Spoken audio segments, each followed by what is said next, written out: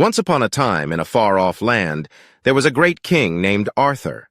He was known throughout the land for his wisdom, his courage, and his sense of justice. One day, a young boy came to the king's court and asked to be knighted. He was a small and scrawny boy, and many of the knights laughed at him.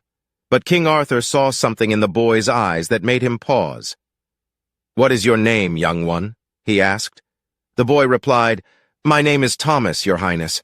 I wish to become a knight and serve you and your kingdom."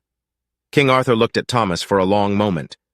"Very well," he said at last, "but you must prove yourself first."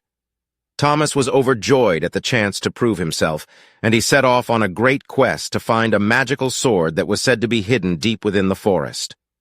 For days, Thomas wandered through the forest, facing many dangers along the way. He fought off fierce beasts, braved treacherous terrain, and even crossed a raging river on the back of a giant fish. Finally, after many trials and tribulations, Thomas found the sword he had been seeking.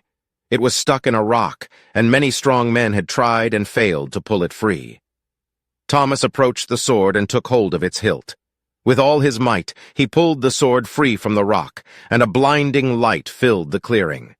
When the light cleared, Thomas found himself standing before King Arthur once again. The king looked at him with great pride. "You have proven yourself to be a true knight," he said. "But remember, Thomas, the true measure of a knight is not in his strength, but in his heart. Always strive to be brave, kind, and just, and you will be a knight in the truest sense of the word." Thomas nodded, taking the king's words to heart. From that day on, he became one of the greatest knights in the land, admired by all for his bravery, kindness, and sense of justice.